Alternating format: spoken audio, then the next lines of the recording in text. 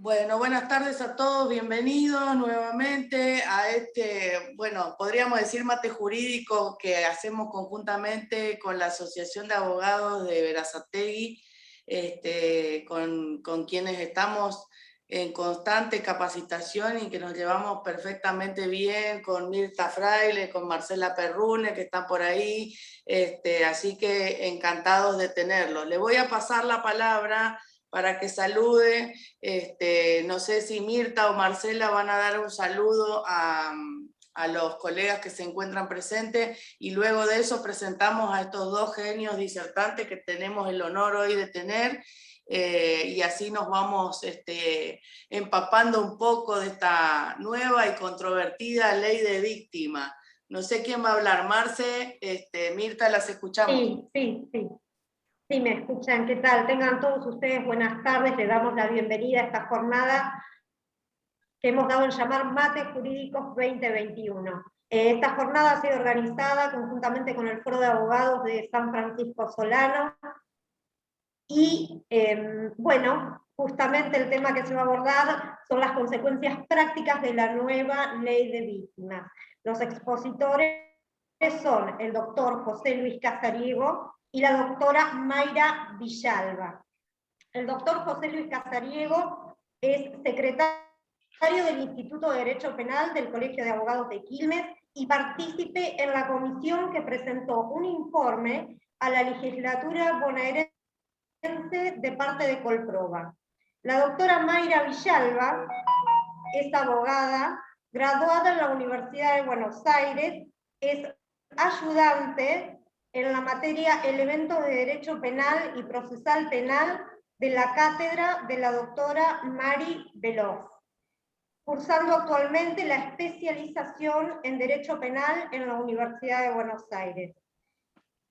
Bueno, por una parte, la doctora va a hacer referencia a la ley 27.072 y el doctor Casariego hablará sobre la ley provincial al respecto, ¿sí?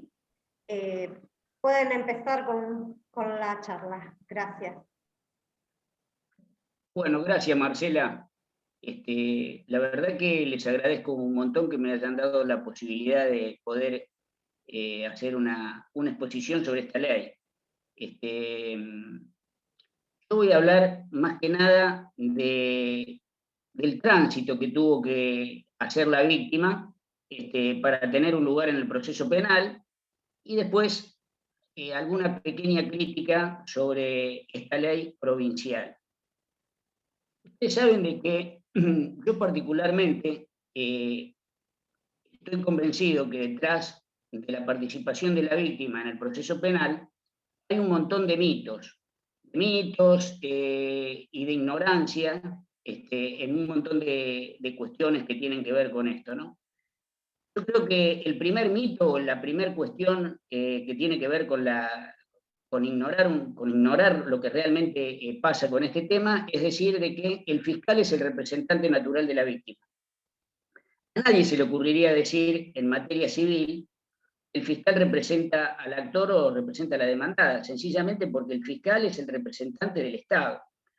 Y esto tiene que ver, quizás, como lo enseñaba el maestro Mayer, con las cuestiones políticas que se traspasan al proceso penal, ¿no? Con la Inquisición y fundamentalmente con la monarquía, porque no siempre fue así de que el conflicto penal estuvo en manos del Estado.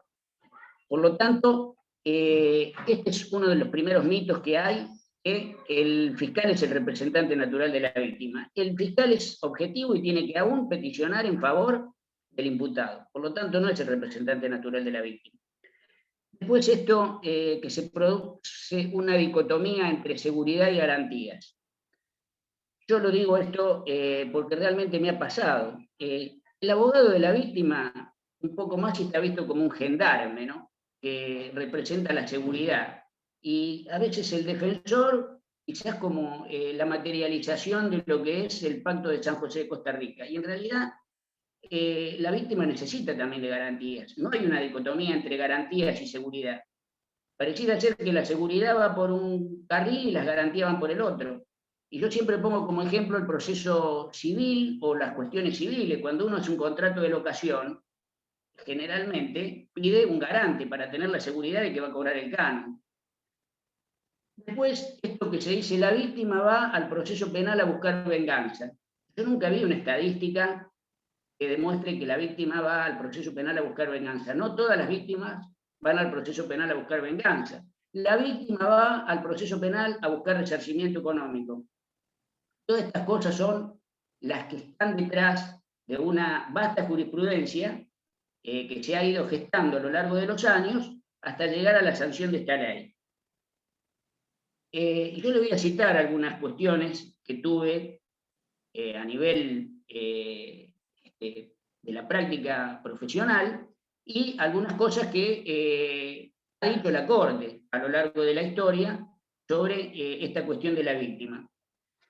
Miren, Dálvora, en los años 90, hizo una exposición sobre el querellante, no sobre la víctima, porque siempre hay que aclarar de que una cosa es el querellante y otra cosa es la víctima, sobre el querellante, sobre la participación del querellante en el proceso penal, y citó un fallo muy viejo de la Corte, a donde la Corte había dicho que la figura del querellante no tenía activo de carácter constitucional, que era una creación legal susceptible de eliminarse en cualquier tiempo sin que a la Constitución se le moviese un pelo. Eso dijo la Corte en los fallos 143.5. Después, en el año 51, sigue Dálvora, la Corte citó otro fallo, a donde en otro fallo dijo de que la víctima veía aseguradas sus garantías en los procesos civiles. Pero sigue Dálvora y dice que hubo un quiebre en esta evolución jurisprudencial que fue con el caso Toculescu, que yo le sugiero que si alguno lo encuentra que lo lea. Es un caso de una estafa al seguro, a donde Toculescu, que era quien había intentado estafar al seguro, había sido absuelto. El abogado de la empresa de seguro era Soler, nada más y nada menos que Sebastián Soler. Entonces Soler, cuando había sido absuelto, no sobreseído, encuentra un pequeño escrito que no había sido tomado en cuenta por el juez al momento de sobreseer, a donde se había intentado cobrar el seguro. Por lo tanto, interpone un recurso extraordinario, ese recurso extraordinario prospera, y la Corte ahí dice de esas cosas que vieron, esas cosas esas frases de la grandilocuente de la Corte, dice que a la Corte la conmueve tanto la condena del inocente como la absolución del culpable. Y ahí se empieza a abrir un camino, la figura del querellante. Ahora bien, ustedes fíjense de que esta misma cuestión, en el año 2016, con la doctora Griselda Dúcar, que tenemos un montón de casos juntos, tuvimos una cuestión en un juzgado de menores, a donde había menor víctima y menor imputado. Entonces, el padre de la menor víctima quería ofrecer una prueba, una pericia psicológica. Bueno, nos presentamos como particular damnificado y el juez de menores de Berazategui, que es el doctor Elvio Ramos, nos dijo de que no era viable la presentación del particular damnificado en el proceso penal de menores. Bueno, nosotros apelamos esta cuestión, llegó a la Cámara y la Cámara nos dijo que sí, porque en realidad el Código Procesal Penal era aplicable supletoriamente a las leyes del proceso de menores. O sea que pudimos, con el fallo de la Cámara, en este caso, pudimos hacer las presentaciones de las pruebas que realmente quería el padre de la menor víctima. También me quiero referir a un caso que originó que en el año 2019, acá están algunos colegas del movimiento de las áreas de la provincia de Buenos Aires, yo presentara una ponencia en el Congreso de Pergamino sobre la modificación del artículo 397, si no me equivoco, que era del Código Procesal Penal, que no le permitía al particular damnificado, no estoy hablando de la víctima, al particular damnificado pronunciarse, o siquiera ser escuchado, si el imputado y el fiscal se ponían de acuerdo en un juicio abreviado. Este era un caso que tuvo mucha trascendencia acá en Berazategui, porque se trataba de un homicidio culposo grave, culpa grave, a donde un policía de la Federal se había dado la fuga, había matado a un viejito, y bueno, el fiscal se iba a poner de acuerdo con el imputado, año 2019 estoy diciendo, y nosotros no íbamos a poder ni siquiera ser escuchados. Yo me acuerdo que me hice un viaje a Córdoba, como siempre, me llevé el libro del amigo Diego del Corral, que trataba este tema, e iba a plantear la inconstitucionalidad de ese artículo, porque no me iban a permitir ni siquiera ser escuchado. Bueno, después llegamos al juicio oral, y quiero aclarar una cosa: en el caso este, a donde el imputado era Pereira y nosotros representábamos a la familia Maldonado no estaba buscando venganza, simplemente quería un juicio oral a donde nosotros entendíamos que la pena, no se debía aplicar la pena mínima, porque ni siquiera había ningún atisbo de arrepentimiento por parte del imputado. Entonces, ¿cuál era la razón de aplicar una pena mínima? Sin ninguna resocialización, porque no había mostrado ninguna resocialización hasta el momento, simplemente con el único objetivo de obtener la libertad condicional. Yo creo que teníamos el derecho a ser escuchados. Bueno, en el año 2019, la víctima, o inclusive siendo parte como particular unificado, no era escuchada. Después, inclusive, ahí tengo otro caso bastante viejo, a donde hace varios años atrás hubo una reforma en el Código Procesal Penal, a donde yo planteé también la aplicación de un artículo que permitía la legitimación para recurrir del particular damnificado. Fue en una causa donde tampoco me dieron la palabra en una suspensión de juicio a prueba. Lo estoy hablando de hace muchos años atrás. Y por último, encontré un viejísimo fallo que habla de los años 90, a donde trataba la constitucionalidad del límite temporal para la presentación de particular damnificado en el proceso penal. La Cámara de Mar del Plata fue, después si quieren le puedo leer algunas partes de este fallo, ¿no? Donde declaró inconstitucional el límite, que haya un límite temporal para presentarse en el proceso penal.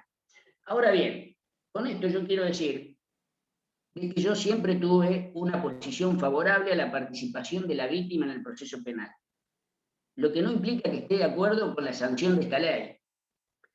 Porque en realidad lo que yo creo que esta ley que se ha sancionado en la provincia de Buenos Aires, lo que ha hecho es, como siempre, no escuchar a la gente que realmente sabe sobre el punto y realmente violar garantías constitucionales que están dictadas para el imputado, como por ejemplo este límite temporal que antes decía en el artículo 78 que era la finalización de la IPP, ahora se llevó al punto tal de que 30 días antes del juicio la víctima se puede presentar y el tribunal tiene que suspender el juicio.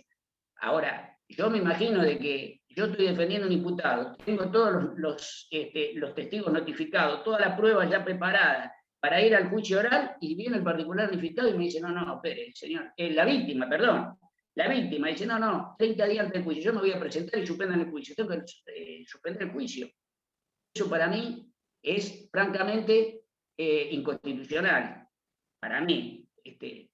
Después, otra cuestión más, que tiene que ver con todo esto, la participación de la víctima o la notificación de la víctima de un montón de actos procesales.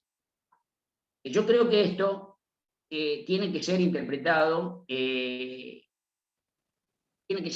manera justa. Hay víctimas que se quieren desentender del proceso penal, que van y hacen la denuncia y no sé si les interesa continuar. ¿Y cuál es la manera que nosotros tenemos de saber o de entender si a esa víctima le interesa el proceso penal o no le interesa? Es ver si tiene su domicilio actualizado.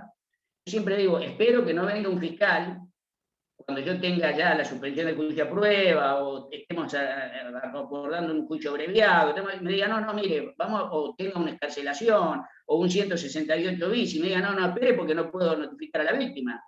Si la víctima, si presentó un domicilio y fueron hechas las notificaciones de ese domicilio electrónico o mail, y usted le mandó el mail y la víctima no está acá, no me vengan a suspender nada.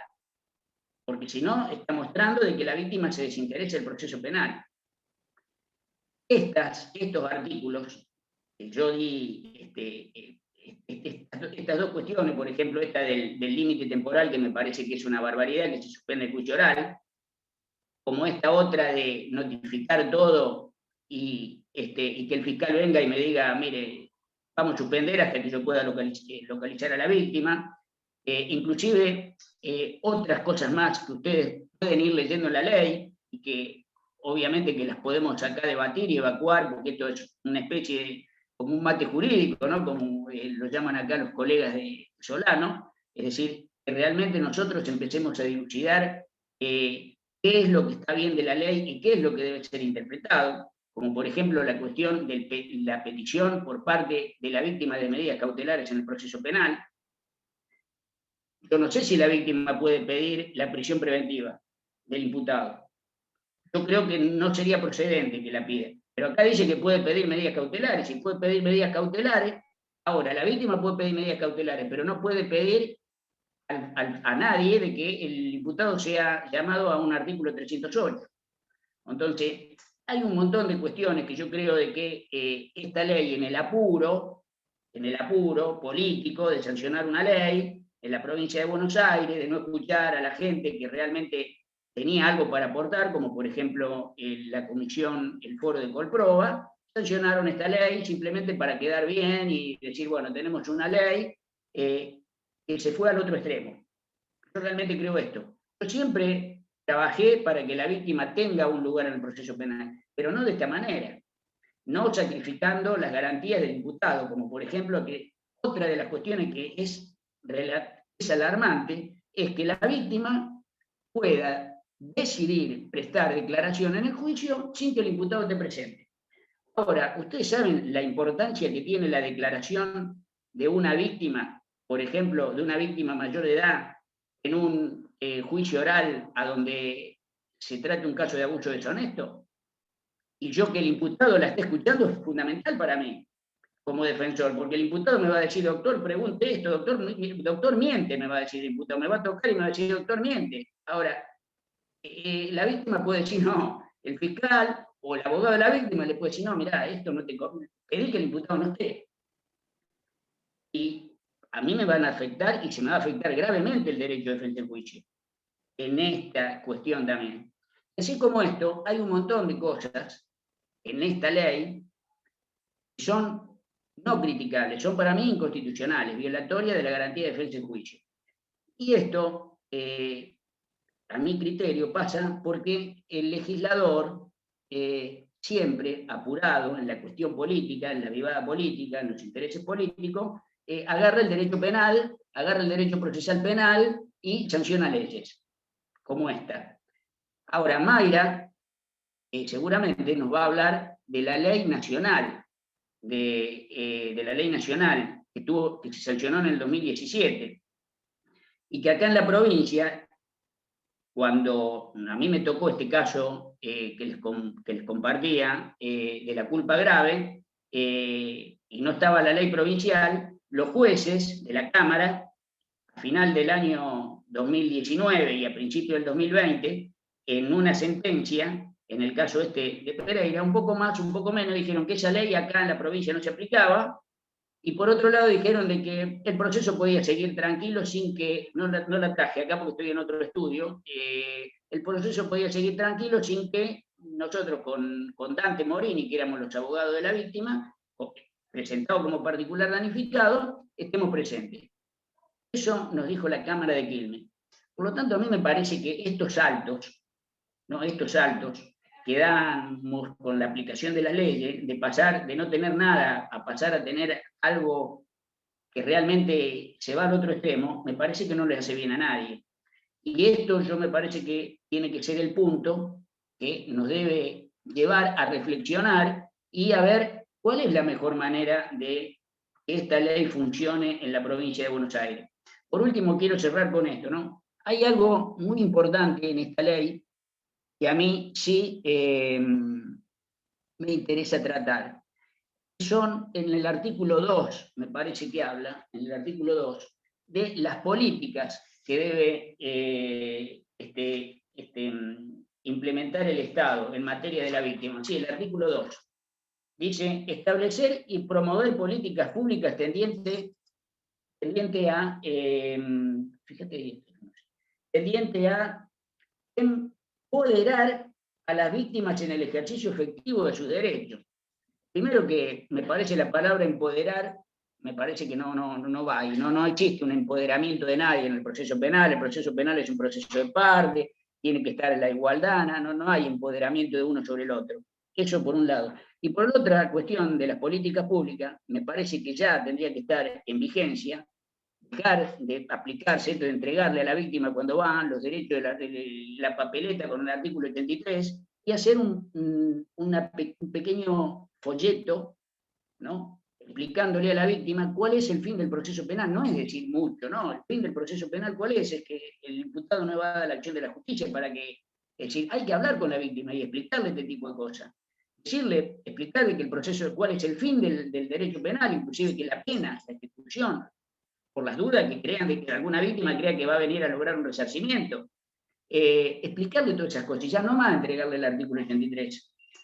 Por eso es que yo creo muchas veces que estas cuestiones que se sancionan ahí, estas leyes que terminan siendo después inaplicables, y voy a dar un ejemplo muy claro. Yo los otros días fui a hacer un trámite a la comisaría primera y había literalmente 10 personas haciendo denuncia por estafa. 10 personas haciendo denuncia por estafa. Y el policía le decía, no, mire, acá tiene el número, estafa porque, bueno, ahora ha proliferado esto de sacar la cuenta de sueldo, del sacarle a hacer estos movimientos con toda esta cuestión que ha venido ahora a traer la pandemia. Porque muchos de nosotros, yo inclusive, no manejo un montón de cosas, a mí me cuesta la tecnología. Entonces, había un montón de personas que habían sido estafadas, y la policía le decía, no, mire, vaya acá, y mire el mail, mándelo por mail, y la gente buscaba el mail. Entonces yo digo, ¿dónde están las políticas públicas, esta ley que está vigente? Porque está vigente esta ley en la provincia de Buenos Aires. ¿Dónde está esta? ¿Qué política pública hay? ¿Quién le está explicando a la víctima, la estafa? ¿Quién le está escuchando esto? Para mí es gravísimo de que a un jubilado o a una persona que cobra un plan le saquen y le hagan un movimiento y le saquen el sueldo, de la cuenta sueldo, a través de un movimiento que le hagan en el banco. Entonces, todo este tipo de cosas, yo creo que amerita que nosotros hagamos una reflexión profunda sobre la aplicación de la ley de víctimas. Y si bien yo no estoy de acuerdo con la sanción de esta ley, así como está, lo importante es que la hagamos funcionar. Así que bueno, yo por ahora no voy a decir más nada, y lo más importante es escucharlo a ustedes. Genial, José Luis, estaba hablando con otra persona, pero José Luis, tuvimos un día complicado y pido disculpas. Vamos a pasarle primero la palabra a la doctora Mayra Villalba, si les parece, que ella haga su presentación, la disertación, y después quedamos abiertos a las preguntas de los colegas para que ambos puedan responder. Mayra, bienvenida y te escuchamos. Muchas gracias. Muchas gracias por el espacio, sobre todo. Bueno, la verdad es que estos días estuvimos hablando mucho con José sobre el rol de la víctima en el proceso penal. Justamente por estos días me tocó acompañar a una persona, a una víctima de violencia de género, y nada, la realidad es que me pareció que a veces es insuficiente tener una ley cuando uno no ve, digamos, las herramientas que la ley le brinda, no las puede utilizar. La realidad es que, bueno, la persona a la que acompañé, mi cliente, había sufrido una situación de violencia de género, era la tercera vez que le pasaba, y bueno, la primera oportunidad quiso hacer la denuncia, la mandaron de una comisaría a otra, y cuando fue a la cuarta comisaría dijo, bueno, no, la realidad es que yo no tengo tiempo para hacer todo este trámite porque tengo que trabajar, tengo una hija, y desistió de hacer la denuncia. En la segunda oportunidad logró hacerla, y bueno, la realidad es que no recibió la contención y el apoyo que necesitaba, no seguir ahí, y en la tercera oportunidad, bueno, finalmente tomó la decisión de seguir adelante con el proceso penal y logró la exclusión del hogar de quien fuera su pareja y que era quien la golpeaba. Y algo que me pareció muy, no sé, irónico, gracioso, la verdad es que no sé cómo decirlo, fue que cuando el juez envió el oficio a la comisaría para la exclusión del hogar de su pareja, le dijeron que la iban a hacer la orden el martes, le dijeron que lo iban a hacer el sábado, porque la comisaría de la mujer no hacía exclusiones del hogar con posterioridad a las 8 de la noche, que era la hora en la que su pareja llegaba a su domicilio, así que, bueno, tuvo que conseguir un lugar donde quedarse esos 4 días, porque no podía volver a su hogar, hasta que la policía ejecutó la orden. La verdad es que tenemos una ley que sea buena o sea mala, estemos de acuerdo o no, la realidad es que es insuficiente si no podemos, digamos, hacer uso de los derechos y garantías que da a la víctima la ley. Bueno, yo particularmente quería compartir con ustedes la ley 27.372, que es la ley de derechos y garantías de las personas víctimas de delitos, es la ley nacional que está sancionada en el 2017 y está reglamentada en el 2018. La realidad es que la ley tiene también, al igual que la ley provincial, muchas cosas para criticar. Yo particularmente critico mucho el rol que se le da a la víctima en la etapa de ejecución de la pena. Si bien comprendo que, digamos, las cárceles de nuestro país, si bien la ley de ejecución penal nacional y bueno, la provincial también tienden a la resocialización, bueno, y constitucionalmente también tienden a la resocialización del condenado para posterior reinserción a la sociedad. Lamentablemente tenemos cárceles en condiciones en donde las personas transitan su pena en condiciones inhumanas y que la realidad es que no se les brinda todas las oportunidades, las herramientas que necesitan para poder reinsertarse a la sociedad, pero no estoy particularmente de acuerdo con la posibilidad que se le brinda a la víctima de poder participar en esta etapa en particular. Si bien entiendo, la ley nacional no le da a la víctima la posibilidad, digamos, su opinión no es vinculante, si bien su opinión es vinculante, la realidad es que tiene derecho a ser oída, y sí estoy de acuerdo con que se le dé la posibilidad de solicitar ciertas medidas, que el juez ordene ciertas medidas para que la víctima se sienta protegida. Estoy de acuerdo en ese sentido, creo que a veces es muy necesario, sobre todo existen delitos en particular en los que la víctima se encuentra en una situación de vulnerabilidad mucho mayor, como por ejemplo la trata de personas, o como por ejemplo los delitos de género. Pero bueno, nada. Mientras llegaba para esta charla, tuve la oportunidad de leer varios fallos con respecto a la aplicación de esta ley, y lo que vi fue que, si bien me hizo pensar mucho digamos, en lo bueno y lo malo de esta ley. Siempre creo que todo, o la mayoría, tenemos una visión como muy parcial con respecto a la participación de la víctima en el proceso. Creo que muchos, cuando se sancionan este tipo de leyes, pensamos que la víctima viene a buscar venganza, y existen algunos casos en los que esto no es así.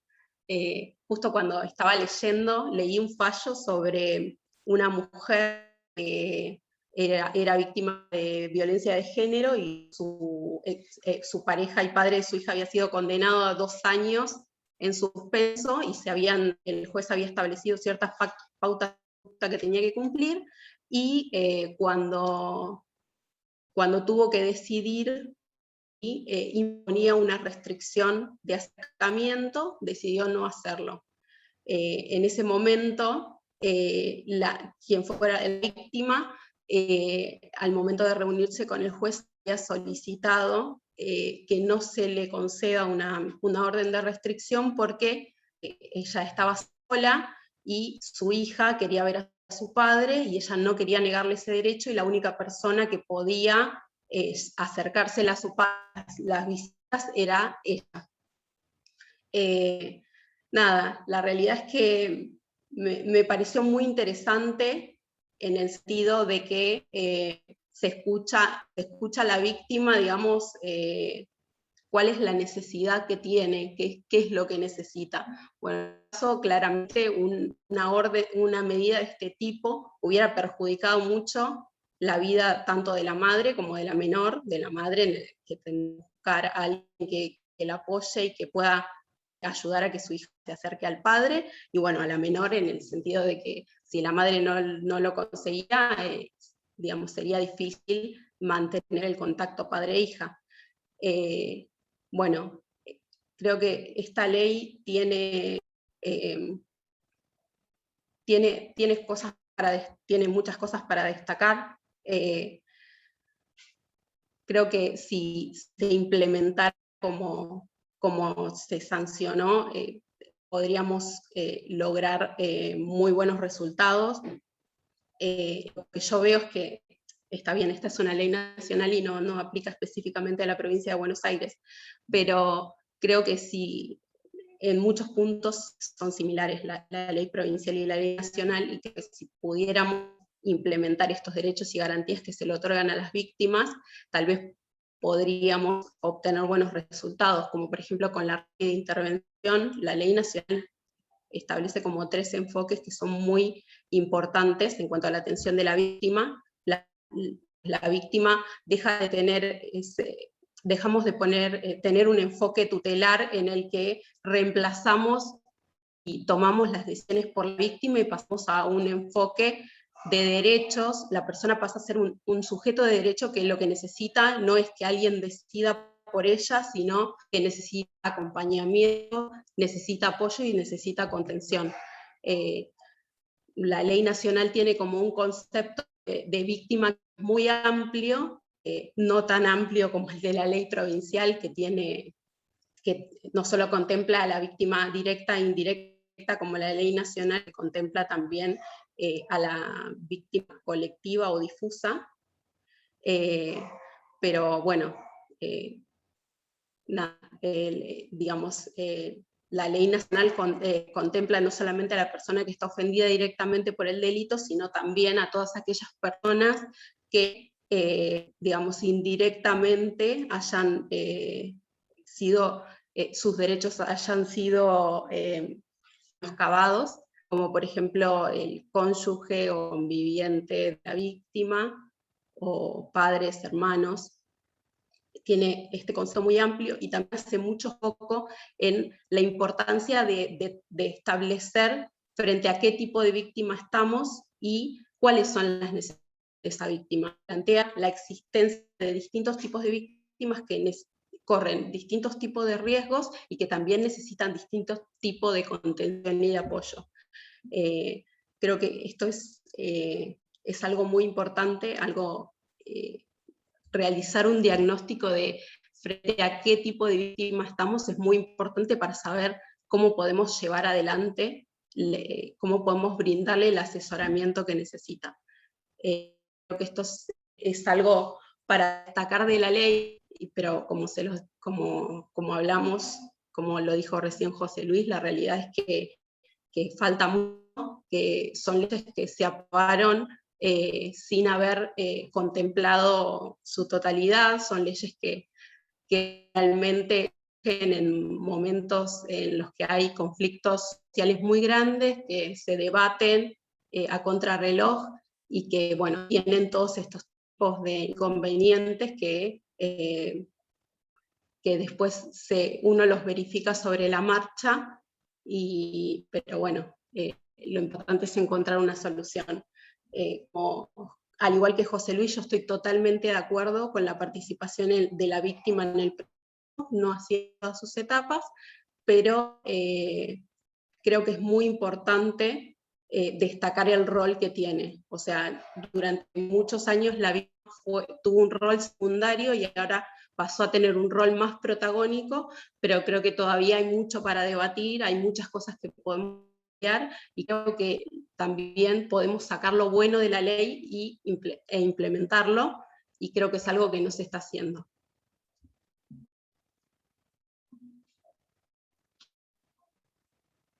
Bueno, genial. La verdad que interesantísimo. Y se abrió el debate con...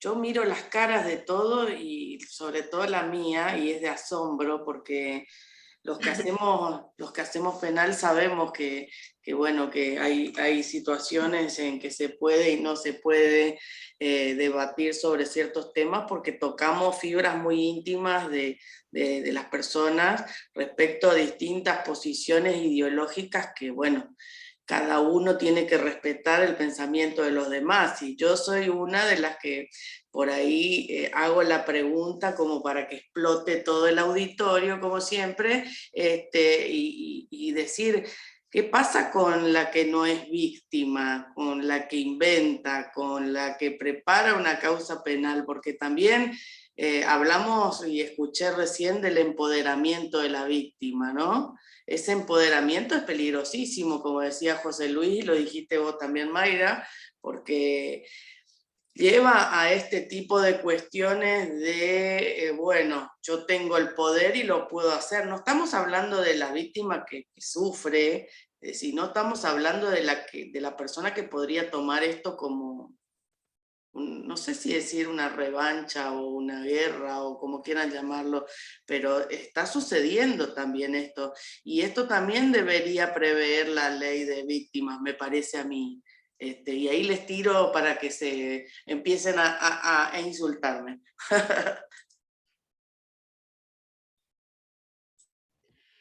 Bueno, yo creo que es una de las grandes críticas, que creo que este también es uno de los motivos por los que la víctima siempre tuvo como ese rol secundario también, ¿no?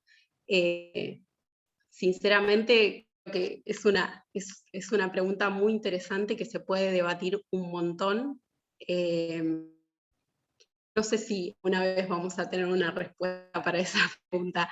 Es algo que hay que trabajar mucho, y la verdad es que no, yo particularmente, a mí me pasa en particular, no sé a qué te referías a un caso en particular, pero yo tengo yo soy muy de creer, muy de creer en la víctima, pero sí, también creo que es muy difícil. Sé que hay mucha gente que inventa porque sabe que tiene las herramientas para hacerlo, y la realidad es que no sé si alguna vez se encontrado solución. José Luis, podés desactivarte vos el micrófono solito, ¿eh? Tenés que hacer clic sobre el microfonito. No te escuchamos. Acá a la izquierda, a tu izquierda, vas a ver el micrófono. Tenés que desactivar el audio para que te podamos oír. Ahí está. Mirá, quizás acá Marcela me va a recordar, no sé si Ana lo habrá estado presente cuando escucho a la doctora Barbita en Pergamino sobre este tema, y voy a responder lo que está preguntando vos, Alejandra.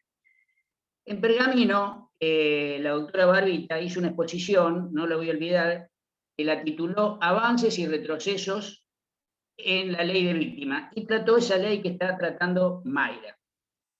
Pero en un momento, ella habló de la chiquita de Entre Ríos, y con esto creo que te voy a responder a vos, Alejandra.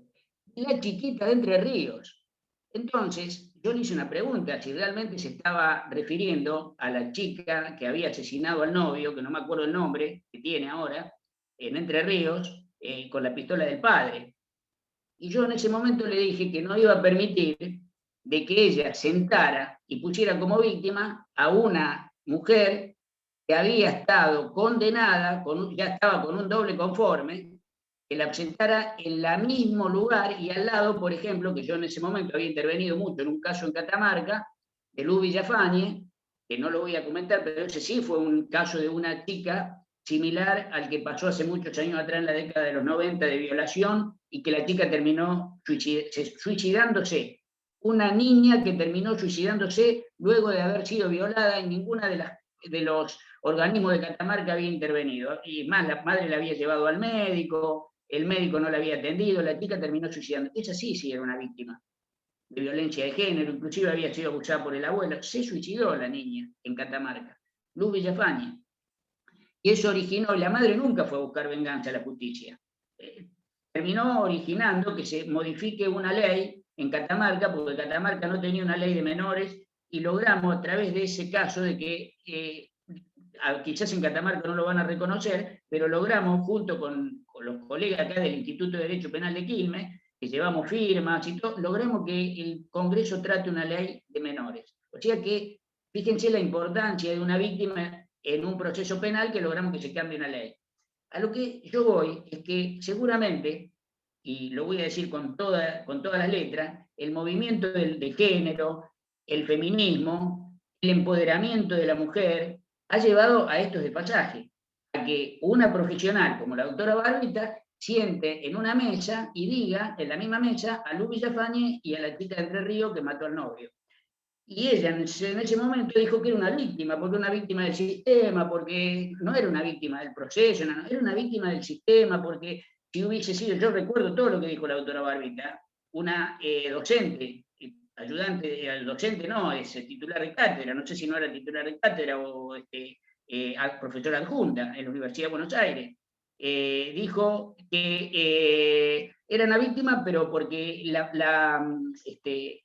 el periodismo la había tratado como víctima, que si el hombre hubiese estado en lugar de esta chica, hubiese sido tratado de otra manera. A lo que yo me acuerdo que le respondí de que si el periodismo la había tratado de esa manera era porque ella misma lo buscó, porque esa misma chica pusieron, y los padres y la familia de la imputada, vamos a darle el nombre que le teníamos que dar, imputada, condenada, buscó un asesor, me acuerdo que pusieron un asesor en la causa. O sea que estas cuestiones que vos decís, Alejandra, me parece que están vinculadas a escuchar, más que nada a escuchar a las partes. Yo creo que se soluciona con escuchar a las partes.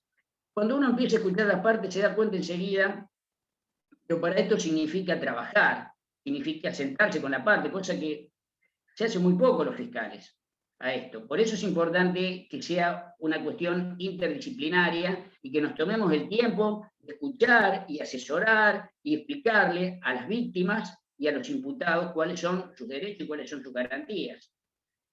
Pero vuelvo a reiterar, yo creo que este movimiento de empoderamiento de la mujer, que ha venido a poner de relieve un montón de circunstancias que yo quizás no las hubiese advertido antes, de las violencias de género, quizás porque yo no las viví en mi casa, y a mí me enseñaron cómo se trataba una mujer, a mí me enseñaron, mi abuela materna era quien manejaba todo en mi casa, o sea que había poco para discutir ahí, es decir, yo no sé si habré sido criado, permítame el término, en un hogar matriarcal, pero a mí mi abuela sí me enseñó cómo tratar a las mujeres, en mi casa siempre fue todo amor, mi viejo se casó 2 veces, o sea que yo nunca pude advertir esto, pero no lo puedo negar, de que existen casos de violencia de género, violación de chicos, que las víctimas no son escuchadas, no lo puedo negar a eso porque realmente lo he visto gracias a este movimiento que hay, o que se inició la mujer, pero me parece que se pasaron de la raya, porque inclusive con esto termino. Justamente yo hoy estaba reflexionando que estoy preparando una ponencia para el próximo congreso de las áreas, que va a ser allá en La Matanza, sobre la inconstitucionalidad del artículo 80 del Código Penal. ¿Por qué? Porque las circunstancias extraordinarias de atenuación no le son aplicadas al hombre. Y yo estoy leyendo un libro del doctor Casio, que fue escrito mucho antes de que se sancione todo esto, que dice que justamente la razón del agravante del artículo 80 es que el padre sea padre, que la madre sea madre y que la mujer sea mujer. Ahora, si el padre es un violador y el hijo lo mata, dice Casio, bueno, no era el padre, no le podemos aplicar el agravante, apliquémosle un homicidio común. Ahora, si el hombre la golpea a la mujer, no se le puede aplicar eso, si la golpea, si la trata mal, porque el tipo realmente no era una pareja, ni realmente la amaba, ni la trataba con amor, le pegaba, entonces se entiende que la mujer lo haya matado. ¿Y por qué no podemos aplicar el mismo razonamiento a la mujer que descarta al hombre, que le dice un montón de cosas en público, quizás que lo denigran, dice que quiere quedar con la casa, y un día el hombre baila, ¿por qué no se le aplica la misma vara? Entonces, a mí me parece, con la respuesta que vos estás diciendo, Alejandra, que se trata de escuchar, que se trata de hacer un esfuerzo y de encontrar las aplicaciones justas a los casos que nos vienen. Así que bueno, esa es mi opinión. Genial, José Luis. La doctora Canal, le activo el micrófono que quería hacer una apreciación. ¿Puede activarlo, doctora? ¿Qué tal? Buenas tardes. No, José Luis, un gusto escucharte. Bueno, la doctora la escucho por primera vez. Excelente las exposiciones, pero más que nada, yo quería contestarle a usted, doctora, lo que preguntó, porque usted dijo se va a explotar el auditorio. Y realmente es un caso que lo cuento casi siempre, los que me conocen capaz que lo han oído. El tema de la víctima cuando miente es un tema totalmente grave, digo yo, porque bueno, en estos, no sé, 34 años de profesión, he estado también muy pocas veces, pero he estado por la víctima. En este caso no, estaba por el imputado acusado de violación. Estuvo 8 años, estuvimos con el juicio. Lo estoy resumiendo, ¿no? Fuimos a debate oral en Capital, y en el tribunal oral la víctima explica totalmente diferente a su denuncia. Nada coincidía con las pericias médicas, nada hacía, era tan grueso el error de todo lo que pasaba ahí adentro, que el fiscal se paró y nos dijo: no sigan hablando, doctor, no hable nadie más. Nos llamaron a todos y desistieron de la acusación. ¿Qué pasa? Absolvieron a mi cliente, pero mi cliente lo echaron del trabajo con una hermosa carátula para ir al ANSES a cobrar su despido. Siguió con su hermosa carátula en los antecedentes penales, que no conseguía trabajo, hasta que tiempo después y con mucho esfuerzo pudimos también sacarle los antecedentes, y eso que estaba absuelto. Le decíamos: lleva por las dudas la copia de tu absolución en el pantalón, en un bolsillo. Pero más que nada me preocupa todo este tema por el tema de que sí creo que hay que abordarlo en una forma interdisciplinaria y tener control desde un principio de todo, y estudiar la causa, porque tiene muchas aristas. Entonces vemos que se siguen acumulando los expedientes, los cuerpos, y resulta que cuando llegamos a un debate oral, después de 3 o 4 o 5 años, nos encontramos con cosas que ni existieron. Entonces, esto de que la ley, estábamos hablando de la ley de víctima, y no me voy a ir por la tangente, creo que sí tiene muchas cosas buenas, y estoy también totalmente en contra de que en la etapa de ejecución la víctima pueda tener, por más que no sea vinculante, creo directamente que no tiene que intervenir. Bueno, muchas gracias, doctora. Yo quería hacer esa acotación, porque no todas, porque muchas veces se miente.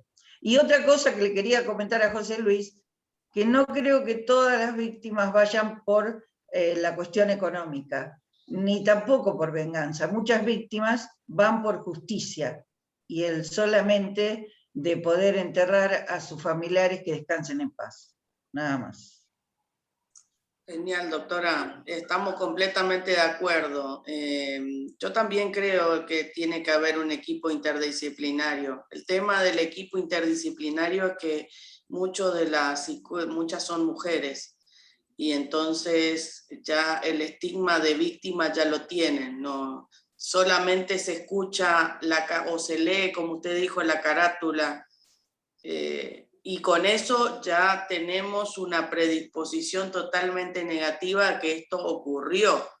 Entonces se dejan de lado ciertas cuestiones que después, cuando vamos por ejemplo, cuando es un menor y vamos a la cámara Gesell y estamos escuchando las barbaridades que dice la supuesta víctima, el equipo técnico dice, no, lo que pasa es que está sometida por esta cuestión, pobre chica, tiene un trastorno. Y estamos es una nebulosa que estamos, también, que a mí me preocupa, no solo porque hacen denuncia contra hombres, también hay denuncias contra mujeres de abuso. No estamos hablando de la perspectiva de es hombre o mujer. También existen parejas de mujeres, también existen parejas de hombres, y no se lleva de la misma forma cuando se denuncia y se les cree a la mujer por el hecho de ser mujer y por todo esto que estamos viviendo, que yo estoy a favor del empoderamiento de la mujer, quiero decirlo, cuando está bien y tiene fundamento. Pero si nos empezamos a empoderar para tratar de quedarnos con una casa, para que no vean a los hijos, y estamos, como diría Lelutier, estamos yendo por las ramas, ¿no? Porque no tiene nada que ver. Pero bueno, me gusta el debate, así que le agradezco, doctora Casas. No sé si alguien más quiere decir algo. Permitime algo, que hoy te pidió la palabra Mónica, pero quiero decir algo que la estaba escuchando a Ana, ¿no? Estas cosas que comenta Ana, que yo también tengo un par de años en el ejercicio de la profesión, suceden al margen de las leyes, suceden por la arbitrariedad del derecho penal. Aquí no se aplica, jamás se aplicó que la prisión preventiva es la última ratio. Yo hace poco fui a una audiencia a La Plata, después de 2 veces que me habían denegado lo mismo, le dije al imputado si él me permitía decirle a los jueces de la Cámara, esto estoy hablando antes que pasara la pandemia, lo que yo realmente pensaba, y que si los jueces le fallaran en contra, no iba a ser por lo que yo dijera. Y me dijo, sí, decir, total, ya le habían denegado 2 veces. Entonces yo me acuerdo que había ido con la Constitución, había ido con unos fallos, y le dije que había que ser honesto intelectualmente. No había que decir una cosa y después hacer la otra. Y le dije, no hablando de ello, sino la sentencia que venía recurrida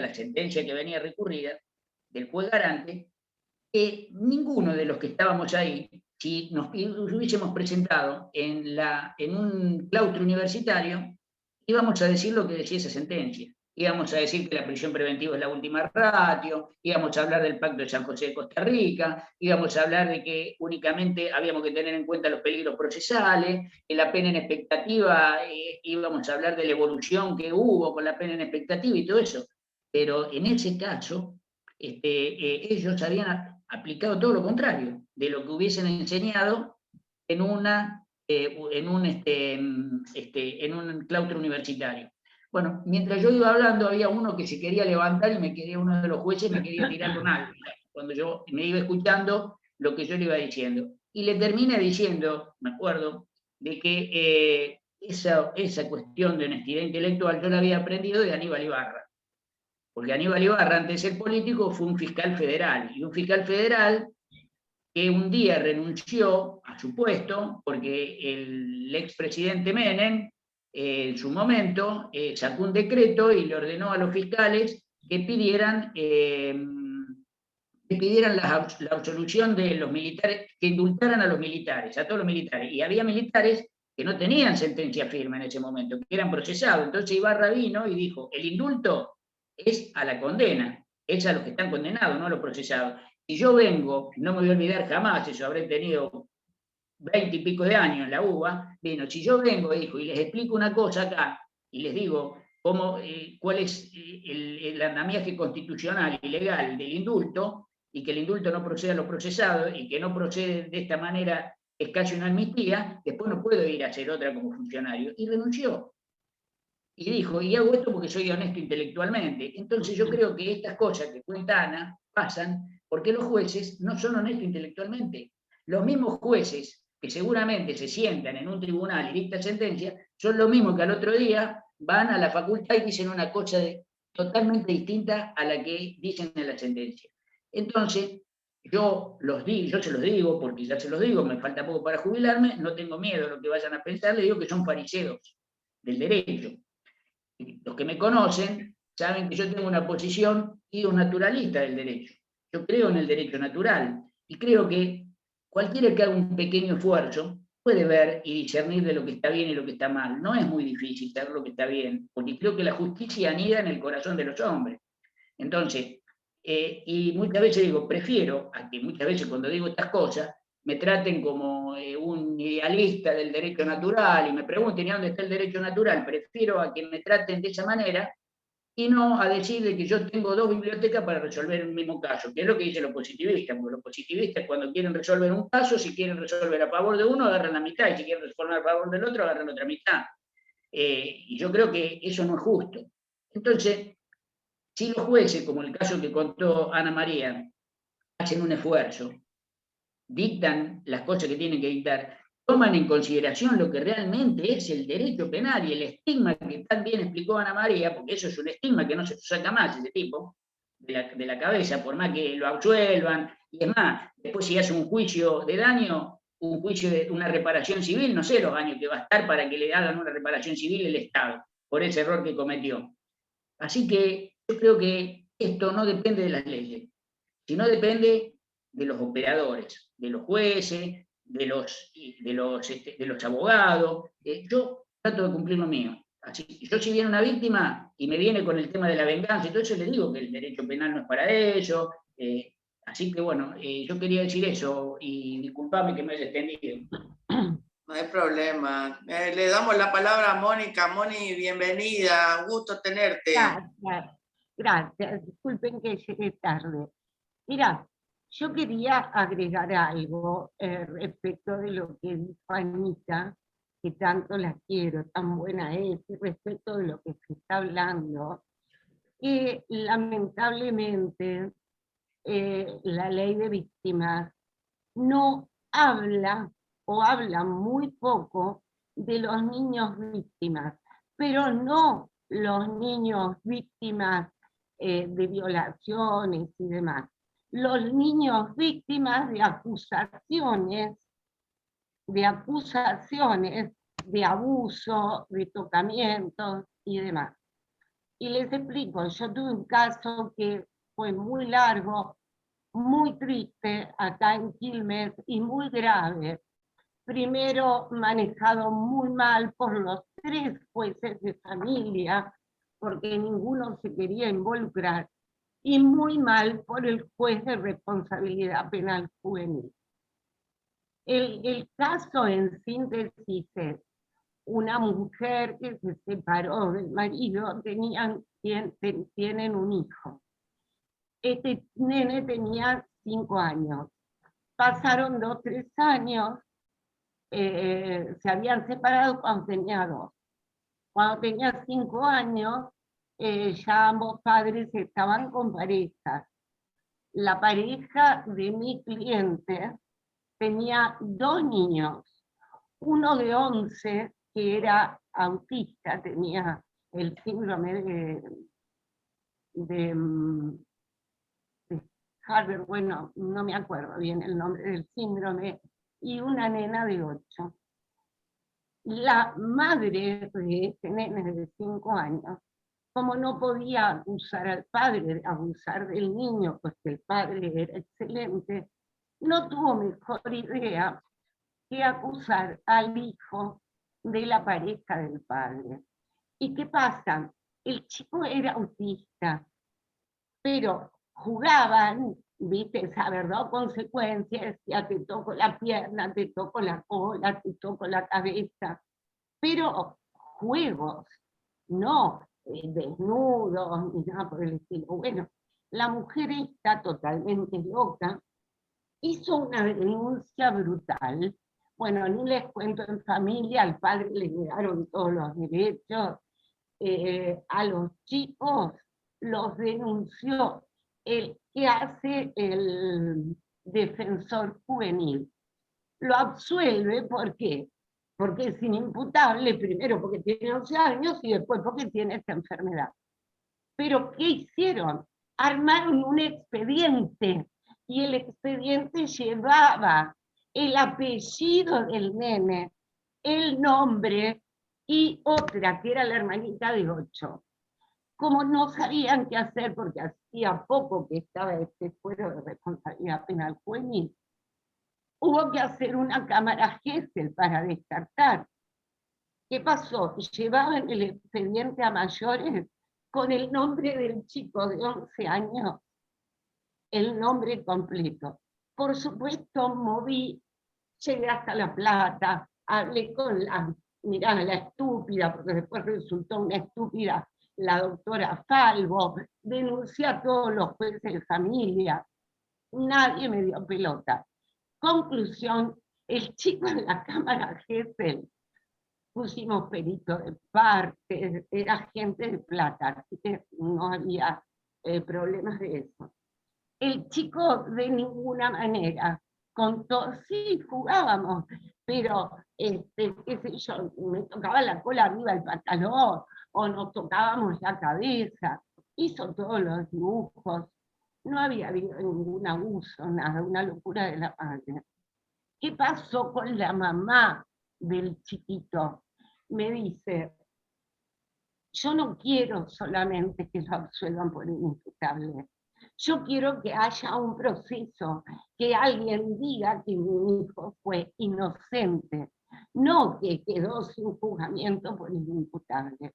Quiero que digan que fue inocente, que nunca hizo esto, porque si bien nunca se va a enterar la verdad de esto, él es un abusador y tenía la carátula abuso sexual. Un espanto.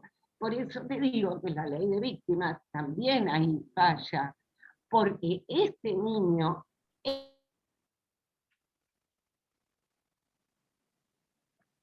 Uy, la perdimos a Mónica, pero Es ¿qué? decir, Ahí. sí, que estos niños víctimas quedan fuera del ámbito penal porque son inimputables, ni siquiera no pueden entrar a proceso, con lo cual no pueden probar su inocencia, a pesar de que haya pruebas. Por eso discutí mucho y estuve muy en contra de esta ley de víctimas, porque siempre mira al ofendido, pero no al ofensor. Y lo que es peor, cuando son niños, el ofensor no entra a proceso y no se puede defender. Con lo cual la falsa denuncia queda absolutamente sin sentido. Podés hacer una causa de falsa denuncia, pero no va a ningún lado. Entonces, algún día les voy a contar este caso porque fue terrible, terrible, al punto que hizo 2 cosas. Que no hagan nunca más familia y que estudien muchísimo el fuero de la responsabilidad juvenil. Además de haberme externado para juez de responsabilidad y demás. Me especialicé en eso y en abogados de niños. Pero ya les digo, ni aún hoy el abogado de niños puede hacer nada por esos niños, porque no entran a proceso. Y eso está mal, porque igual los escrachan y no pueden defenderse. Por eso yo estoy estudiando una modificación tanto en la ley penal juvenil como voy a escribir en la ley de víctimas también. Les quería comentar esto porque está relacionado y no fue previsto en la ley de víctimas. Bueno, disculpen, eso es todo.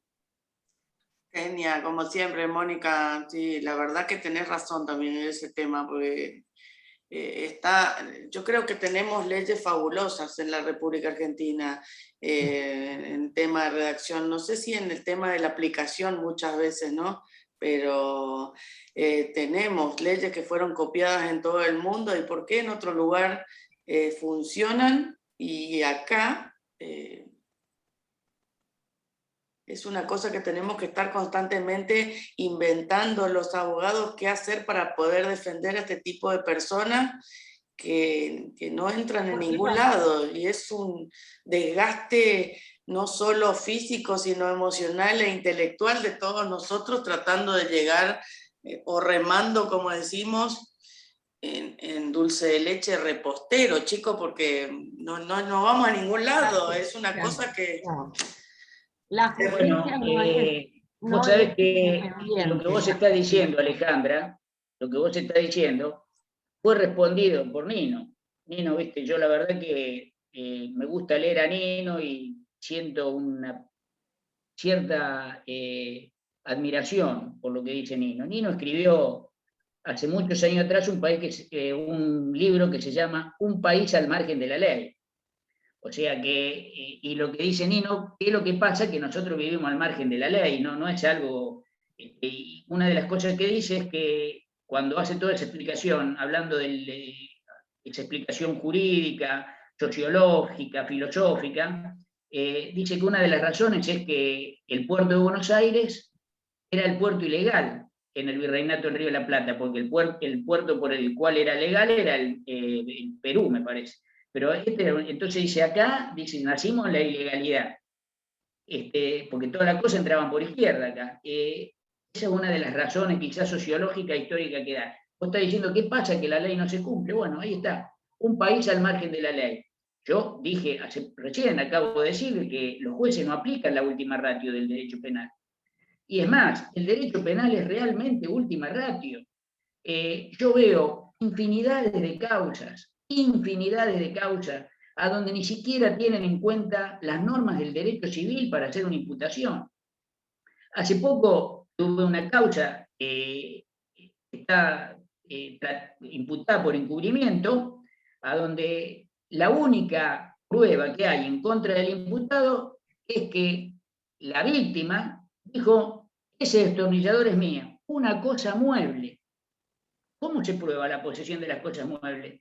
Yo cuando hice el planteo de pedido de sobreseimiento, estoy seguro que no lo van a escuchar, le dije que si ese imputado, esa víctima, que logró una imputación en el derecho penal, hubiese ido por el derecho civil, porque tendría que haber interpuesto una acción posesoria.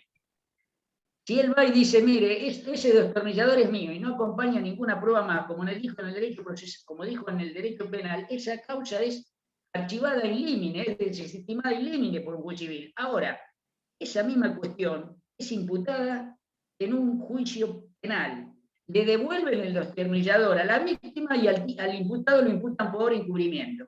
Es gravísimo eso, porque no se hace ni siquiera una pequeña reflexión sobre lo que es el derecho civil en cuanto a la posesión de las cosas. Entonces, esto que vos estás diciendo, Alejandra, es un país al margen de la ley. Agarramos el derecho penal para cualquier cosa. Entonces, y no vamos por el derecho civil. Y de esas cosas está llena. Hay un montón de abogados, inclusive, que yo he tenido casos, acá con Griselda hemos tenido casos de que en vez de abrir la sucesión han hecho denuncia por estafa. Pero lo más grave es que, bueno, si lo hace un abogado, ¿quién será el que debe encarrilar ese tipo de cosas? El juez, el fiscal. Lo más grave que yo veo es que esa arbitrariedad, cuando pasa por parte del fiscal, que imputa, que condena, acá hablaron de casos de abuso sexual, para mí es gravísimo que únicamente con la palabra de la víctima, corroborada por un perito que diga que no miente, eso sea basta para dictar una prisión preventiva y que sea basta para condenar. Y la palabra, si digo yo no fui, es mi palabra contra la tuya. ¿Y qué es lo que hay detrás de todo eso? Yo me pregunto. y me respondo. Detrás de todo eso está yo te creo.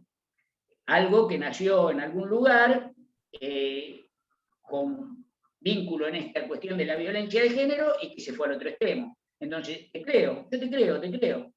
Te creo lo que vos dijiste y la pericia psicológica que me diga que no miento. Y el imputado, bueno. Entonces, todas estas cosas, me parece que por más que tengamos leyes buenas, que tienen que ser de interpretación, tienen que ser, nosotros tenemos que trabajar, tenemos que saber que las causas hay que investigarlas, tenemos que saber que el derecho penal ocasiona estigma, como dijo Ana, lo que significa estar en las cárceles no son para resocializarse. Acá está Walter, que sabe más que yo de ese tema.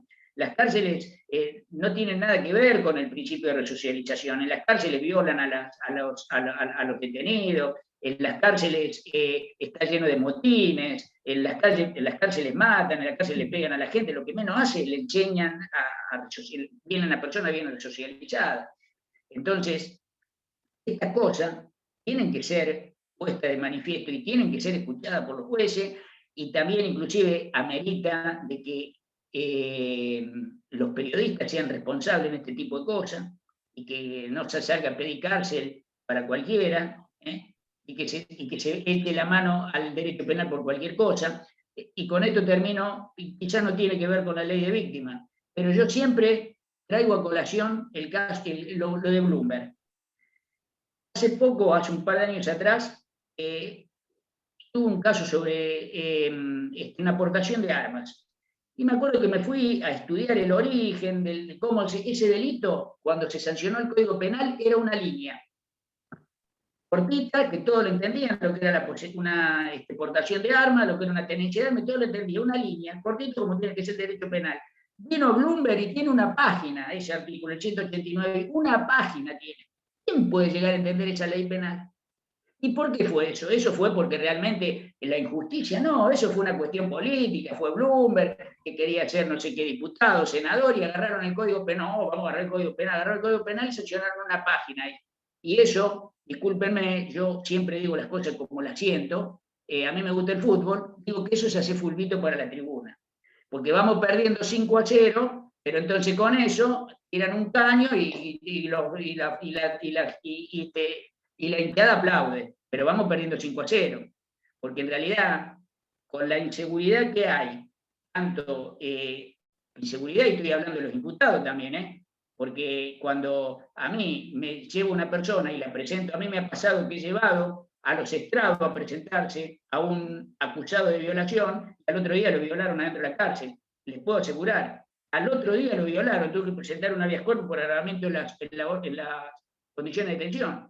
Estaba acusado, una acusación muy grave. Yo lo llevé, lo presenté ante los estrados del doctor Agüero y al otro día lo violaron.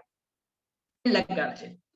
Entonces, ¿qué puedo hablar yo de eso? ¿Qué seguridad me da a mí de llevar a un imputado a que se presente a la justicia, decirle andá y presentate a la justicia, que en la cárcel ahí te llevarse justicia? No, no se hace justicia. La cárcel es la venganza a ultranza. Es decir, vas allá adentro a pudrirte. Entonces, yo creo que esas cosas son las que nosotros como abogados tenemos que poner de relieve y tratar de explicarle a la sociedad. No se trata para mí de empoderar a la víctima, de empoderar al imputado, se trata de ver realmente lo que está bien y lo que está mal. Las cárceles están mal, es decir, no cumplen la función que tienen que cumplir, el derecho penal es última ratio, no vamos a arreglar nada con el derecho penal, estimados colegas. A una mujer, ¿ustedes piensan realmente que a una mujer, un tipo que le pega, que la trata mal, que no la trata con amor, que le pega a sus hijos, va a aprender en la cárcel a tratar bien esto? Lo que va a pasar es el efecto contrario, porque en la cárcel, cuando adviertan de que él está por ese tipo de delitos, le van a hacer pagar con los mismos otros presos, le van a hacer pagar con la misma vara. Entonces, esa persona va a salir resentida de ahí adentro de la cárcel, no va a tener el más mínimo atisbo de resocialización. Pero eso es lo que yo opino, lo que yo veo y lo que yo advierto después de un par de años en el ejercicio del derecho penal. Bueno, la verdad que estaría ya, estamos a 1 hora 20 de discusión. La verdad que esto es fantástico que se puedan intercambiar opiniones, que podamos todos expresarnos y que tengamos gente especializada que también nos ayude a ver si vamos por el camino correcto o estamos también equivocados, ¿no? Porque puede pasar. Quiero, a ver, la doctora Canal dijo que no existe un plan de políticas públicas sobre cárceles, y sí, estamos todos de acuerdo con eso. Me parece que si no tienen otra pregunta más para hacer o algún comentario que los pueda ver, me levantan la mano, y si no, vamos cerrando y agradeciendo a estos dos genios que nos acompañaron hoy y a todos ustedes, 22 abogados que a las 8, casi media de la noche, después de un día de trabajo, estamos acá debatiendo la ley de víctimas y nos fuimos como siempre por las ramas, ¿no? Como tiene que ser. Le paso la palabra a Marcela, no sé si está Mirta o Marcela, para que se despida en nombre de la Asociación de Berazategui, y luego le paso la palabra a Mayra y a José Luis para que hagan lo mismo, y cerramos con esto. Gracias por haber estado con nosotros y acompañarnos, ¿eh? Marce. Sí, bueno, gracias a todos los colegas por haber participado de esta jornada. Agradecerle, por supuesto, a los disertantes, al doctor Casariego y a la doctora Mayra Villalba, quienes han sido realmente muy claros en su disertación. Y, por supuesto, agradecerles a ustedes, Alejandra, porque siempre aunamos nuestros esfuerzos para que las cosas salgan de la mejor manera. Así que, bueno, colegas, además, en nombre de la Asociación de Abogados de Berazategui, y por supuesto también en nombre del Foro de Abogados venezolanos, los saludamos a todos por el Día del Abogado, ya que estamos todavía en la semana del Día del Abogado. Así que un aplauso para ustedes y muchas gracias. José Luis, te escuchamos para despedirte, y Mayra. Yo antes, para despedirme, los quiero invitar a todos. Ahora, próximamente, a los que les interese el derecho penal, próximamente se va a realizar un encuentro, el cuarto encuentro de áreas en La Matanza. Ya el primero fue en La Plata, que fue el puntapié inicial de un encuentro de un montón de abogados que hacen penal en la provincia de Buenos Aires. Después el segundo fue en Pergamino. El tercero fue porque ni siquiera nos paró la pandemia. Se hizo en Trenquelauquen y por Zoom. Y el cuarto va a ser en La Matanza. Y ahí es un lugar a donde hay ponencias. Como ya les dije, yo estoy trabajando y seguramente me voy a discutir algunas cuestiones interesantes, ¿no? Cuando le diga de que el artículo quiere que le apliquen a los hombres también la segunda parte. La circunstancia atenuante de atenuación. ¿Viste? Marcela ya me está haciendo crítica con eso, ¿viste? ¿Por qué la va a matar? Me dice. Bueno, pero si la mata hay que aplicárselo, Marcela, también. Entonces yo los quiero invitar a que se sumen, Alejandra de Solano, que te sumes, que veo que te interesa mucho el derecho penal, que te sumes a este encuentro de área que se va a hacer en octubre, que vamos a participar con los abogados de Quilmes. Yo no sé si vos, Alejandra, estás en el instituto, en el grupo, si no te vamos a meter también ahora, te voy a meter. No, no estoy. Tengo como que algunas actividades y trato de llegar a todos, pero me encanta el derecho penal, pero no estoy participando. Mónica ya me había invitado en su oportunidad, le dije que sí, y acá estoy todavía evadiendo, porque no tengo mucho tiempo, pero los voy a tratar de acompañar, que cuenten con nosotros para lo que necesiten. Y estamos desde el foro abiertos, ustedes lo saben, para las veces que quieran participar o a realizar una jornada, no tienen más que levantar el tubo y yo enseguida armamos algo y nos presentamos, porque está bueno poder acompañarnos entre todos en esta profesión y ayudarnos, ¿no? Así que cuenten con nosotros para lo que ustedes necesiten. Bueno, yo para cerrar simplemente los quiero invitar a que tengan presente que próximamente va a haber va a ser el cuarto encuentro, que preparen ponencias para debatir, porque en realidad ese movimiento, con esto, porque hay que informarlo a esto, este movimiento que nació hace un par de años en La Plata, llegó a punto tal que se formó un foro de estudios penales, que yo no participo mucho porque a mí esto del Zoom realmente no me gusta, me molesta, no me puedo adaptar, entonces no participo mucho, pero esto llevó a que se haga un foro de derecho penal que esté institucionalizado, pero a su vez también haya un movimiento de abogados penalistas en la provincia, que todos los años hacemos un encuentro, que presentamos ponencias y que trabajamos por el derecho penal y por el derecho procesal penal, y que inclusive este foro emitió una opinión respecto de esta ley, a donde trabajaron un montón de colegas en ese foro, inclusive el doctor Bienvenido Basalo y Carla, que es una colega de La Matanza, que es quien va a organizar ahora este encuentro que le estoy diciendo, presentaron un informe a la legislatura, un informe crítico que hicimos nosotros sobre esto. Así que yo los quiero invitar a que participen de este movimiento. Esto es mi despedida. Gracias, José Luis. Mayra, te escuchamos, no te dejamos hablar en toda la noche, perdón. No, por favor, por favor. Gracias a vos por participar, muchas gracias por las intervenciones y muchas gracias al Foro de Abogados de Solano y a José por la oportunidad. Les agradezco mucho. Bueno, gracias a todos, besitos, hasta la próxima. Nos vemos pronto y sigamos debatiendo que a algún lado vamos a llegar. Gracias. Un abrazo a todos. Hasta la próxima. Chao.